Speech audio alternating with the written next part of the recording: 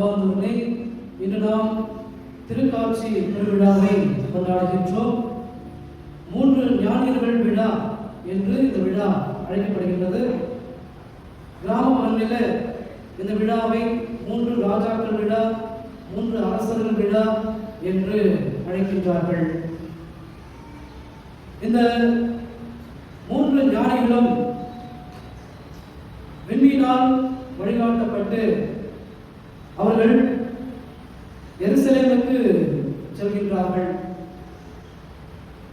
அங்கே ஏரோதை சந்தித்து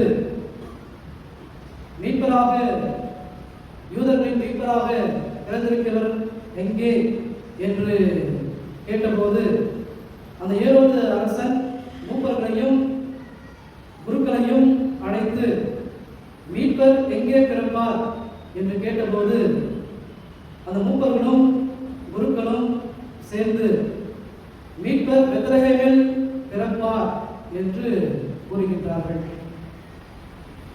இந்த மூப்பர்களும் தலைமை குருக்களும் இறைவாக்கின் மீது நம்பிக்கையற்றவர்களாய், அதை நம்பாதவர்களாய், இயேசுவை, குழந்தை இயேசுவை தேடுகின்ற எந்த முயற்சியும் அவர்கள் எடுக்கவில்லை.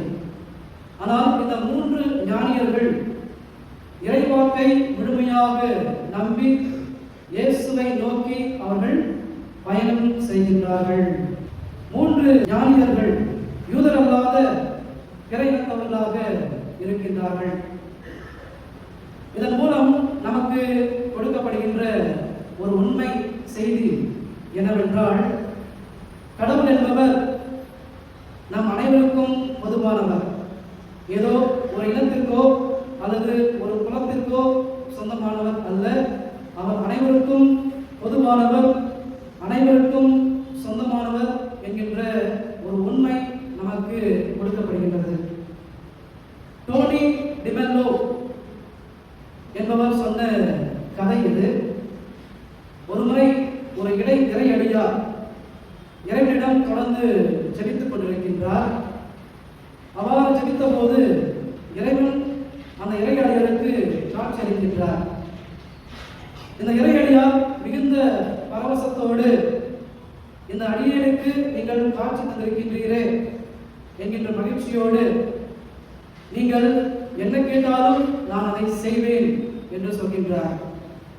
அப்போது கடவுள் சொல்கின்றார், எனக்கு ஃபுட்பால் ரொம்ப விரும்பி பார்ப்பேன், இங்க பக்கத்தில் எங்கேயாவது ஃபுட்பால் மேட்ச் நடக்குது அப்படின்னா தயவு செய்து என்னை கூட்டிட்டு போ அப்படின்னு கடவுள் சொல்றார்.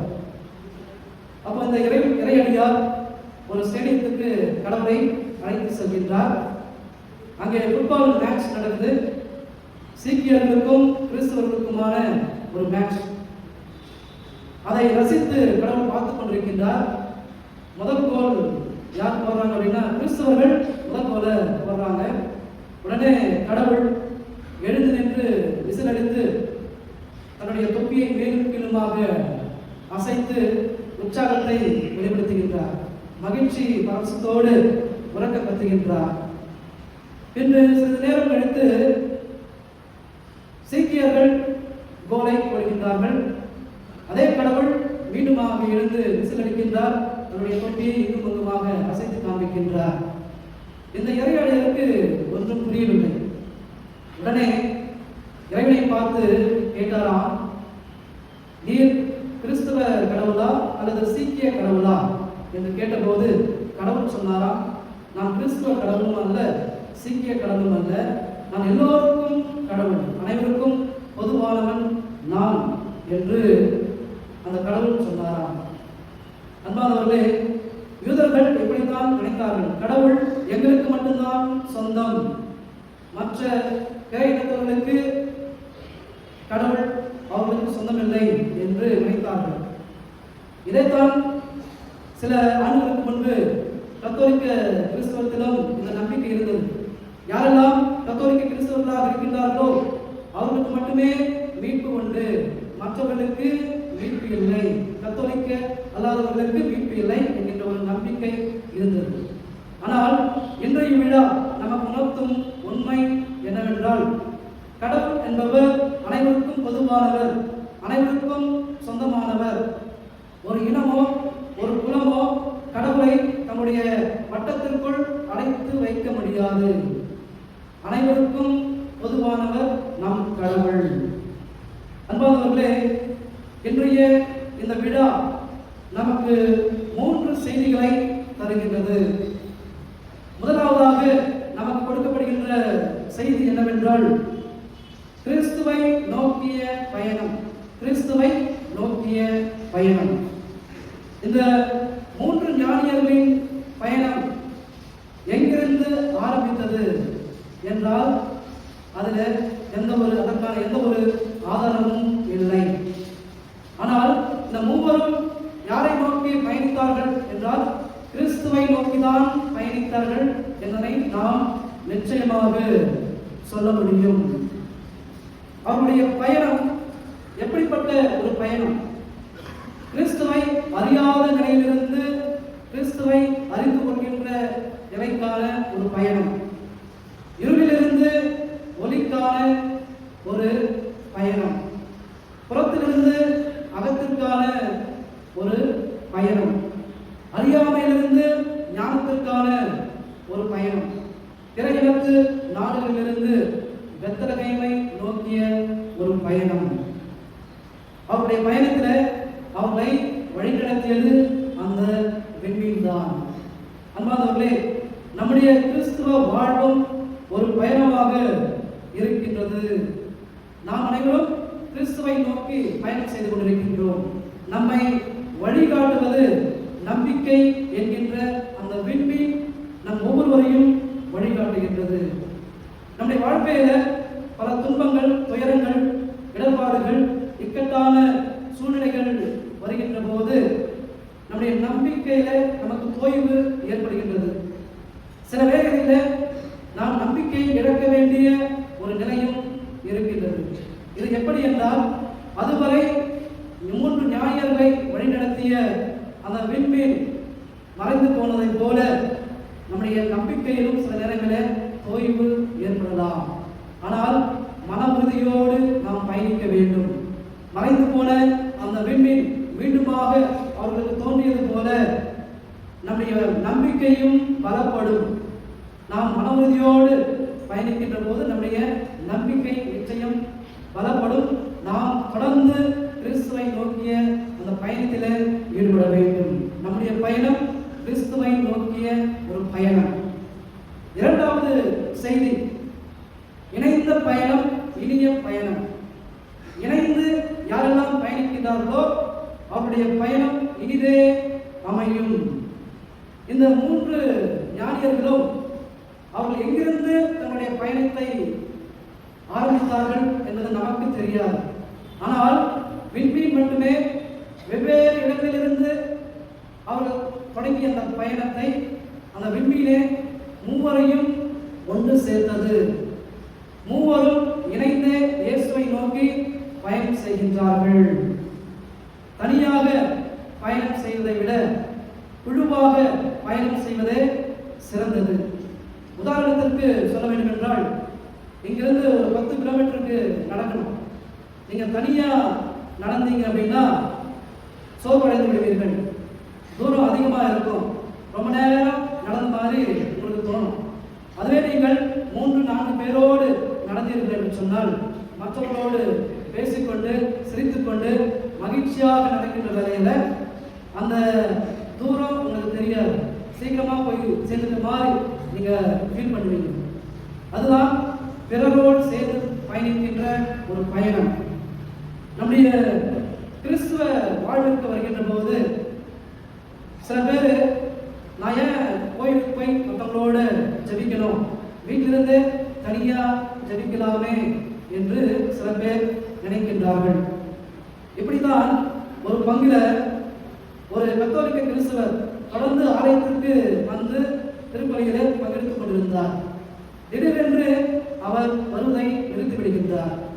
பங்கு குரு அவருடைய வீட்டிற்கு சென்று, இதுவரை நீங்கள் தொடர்ந்து ஆலயத்திற்கு வந்து கொண்டிருக்கிறீர்களே, ஏன் இப்பொழுது நிறுத்திவிட்டீர்கள் என்று கேட்டபோது, கோயிலுக்கு வந்து மற்றவங்களோட ஜெபிப்பதை விட வீட்டிலிருந்து தனியா ஜெபிப்பதே என்று நான் உணர்ந்தேன் என்று அவர் சொன்னாராம். அப்பொழுது பங்கு தந்தை அந்த கத்தோலிக்க கிறிஸ்தவருக்கு பாடம் புகட்டுவதற்கு அவரை அவருடைய வீட்டிற்கு இருந்த சமையலறைக்கு அழைத்து சென்று அங்கே சமையலறையில அடுப்பில் 10 விறகு கட்டைகள் எரிந்து கொண்டிருந்தன. அந்த 10 விறகு கட்டைகளிலிருந்து ஒரு விறகு கட்டையை எடுத்து தனியே வைத்தாராம். தனியே வைத்த அந்த விறகு கட்டை சிறிது நேரத்திலே அணைந்து விட்டதாம். இப்பொழுது அந்த கத்தோலிக்க கிறிஸ்தவருக்கு குருவானவர் சொல்ல வந்தது புரிந்தது. 10 விறகு கட்டைகளோடு ஒன்றாக எரிகின்ற போது அது நீண்ட நேரமாக எரிகின்றது. அதிலே ஒன்றை தனியாக பிரித்து வெளியில வைக்கின்ற போது அது சிறிது நேரத்தில் அணைந்து விடுகின்றது. அன்பானவர்களே, நம்முடைய ஜெப வாழ்வும் இப்படித்தான். நான் தனியாக ஜெபிப்பேன் என்று நினைத்தால் சில நேரங்களில் நம்முடைய நம்பிக்கையில ஆர்வம் குறைய வாய்ப்பு இருக்கின்றது. அதுவே நாம் சமூகத்தோடு சேர்ந்து ஜெபிக்கின்ற போது அது சிறப்பான ஒரு ஜெபமாக இருக்கின்றது. மூன்றாவது செய்தி என்னவென்றால் காணிக்கை செலுத்துதல். இந்த 3 ஞானியர்களும் செலுத்திய காணிக்கைகள் என்ன என்று பார்க்கின்ற போது பொன் தூபம், வெள்ளை கோலம். புனித பீல் அவர்கள் இதற்கான விளக்கத்தை தருகின்றார். இந்த 3 காணிக்கைகளுக்கான விளக்கம்: பொன்னானது இயேசுவின் அரசத்தன்மையையும், தூபமானது இயேசுவின் மனிதத்தன்மையையும், வெள்ளை கோலமானது இயேசுவின் துன்பத்தையும் சுட்டி காண்பிக்கிறது என்கின்றார். புனித பெர்னார்டு இதற்கான இன்னொரு விளக்கத்தை தருகின்றார். இந்த பொன் எதற்காக காணிக்கையாக கொடுக்கப்பட்டது என்றால், யோசேப்பும் மரியாவும் ஏழ்மையில் இருந்தார்கள். ஏழ்மையை போக்குவதற்காக விலை மதிப்புள்ள இந்த பொன் வழங்கப்பட்டது என்கின்றார். தூபமானது குழந்தை இயேசுவை பூச்சியும் பூக்களும் புழுக்களும் தாக்காமல் இருக்க அந்த தூபம் வழங்கப்பட்டது. வெள்ளை கோலம் குழந்தை இயேசுவை எந்த நோயும் அண்டாமல் இருக்க இயற்கை மருந்தாக இந்த வெள்ளை கோலம் கொடுக்கப்பட்டது என்கின்றார். இது அவர் கொடுக்கின்ற ஒரு விளக்கம். டிஎஸ் எலியாஸ் நோபல் பரிசு பெற்ற கவிஞர் இதற்கான அவர் கொடுக்கின்ற விளக்கம் என்னவென்றால், இந்த 3 ஞானிகளும் தன்னுடைய பயணத்திற்கு இந்த 3 பொருட்களையும் எடுத்துச் சென்றார்கள். தன்னுடைய பயணத்திற்காக, தன்னுடைய வாழ்விற்காக. அவர்கள் எப்பொழுது இயேசுவை சந்தித்தார்களோ விலை மதிப்புள்ள அந்த பொன்னை இவர்கள் இயேசுவுக்கு காணிக்கையாக அர்ப்பணித்தார்கள். தங்களிடமிருந்த யாவற்றையும் இயேசுவுக்கு அர்ப்பணித்தார்கள் என்று அவர் இதற்கான விளக்கத்தை தருகின்றார். அன்பானவர்களே, இந்த 3 ஞானியர்களுக்கும் இயேசு காட்சி தந்ததை போன்று நமக்கு இயேசு காட்சி தருவாரா என்கின்ற இந்த கேள்வி நமது மனதிற்குள் எழலாம். இயேசுவை யாரெல்லாம் தேடினார்கள்? ஞானிகள் இயேசுவை தேடினார்கள், இடையர்கள் இயேசுவை தேடினார்கள், ஏரோதுவும் இயேசுவை தேடினார், ஏரோது அனுப்பி வைத்த ஆண்களும் இயேசுவை தேடினார்கள். ஆனால் இயேசு யாருக்கு காட்சி கொடுத்தார் என்றால், ஞானிகளுக்கும் இடையர்களுக்கும் மட்டுமே காட்சி கொடுத்தார்.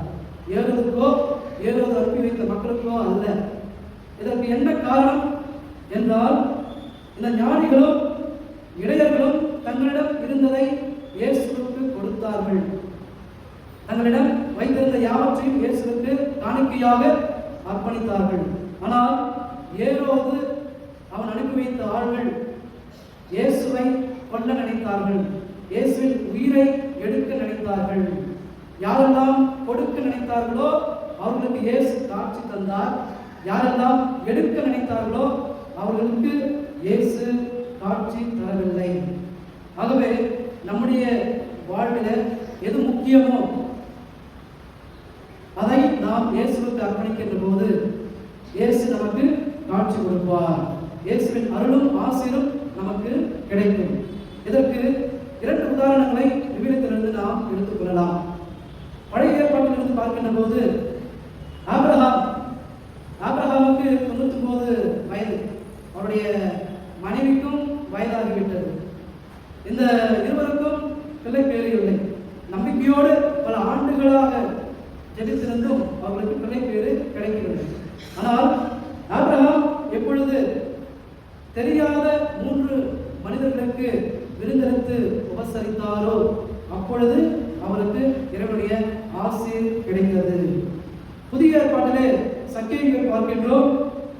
சக்கேயு 2 மடங்காக நான் ஏழைகளுக்கு கொடுத்து விடுகின்றேன், யாரையாவது ஏமாற்றி இருந்தால் அவர்களுக்கு 4 மடங்கு கொடுக்கின்றேன் என்று சொன்ன உடனே உன்னுடைய வீட்டிற்கு மீட்பு உண்டாயிற்று என்று இயேசு சொல்கின்றார். இப்படி விவிலியத்திலே நாம் பார்க்கின்றோம். யாரெல்லாம் தங்களிடம் இருந்த யாவற்றையும் கடவுளுக்காக அர்ப்பணித்தார்களோ அவர்களுக்கு ஆசி கிடைத்தது. யாக்கோபு தான் எழுதிய திருமுகத்தில் சொல்கின்றார், கடவுள் ஒருவரே என்ற நீங்கள் நம்புகிறீர்கள், நம்பினால் மட்டும் போதாது, அந்த நம்பிக்கை செயலில் காட்ட வேண்டும். செயலில்லாத விசுவாசம் செத்த விசுவாசம், கொடுத்தலே சிறந்த செயல் என்று கூறுகின்றார். ஆகவே அன்பிற்குரியவர்களே, இயேசுவை நாம் நல்ல எண்ணத்தோடு நல்ல உள்ளத்தோடு தேடி நம்மையே அர்ப்பணிப்போம்.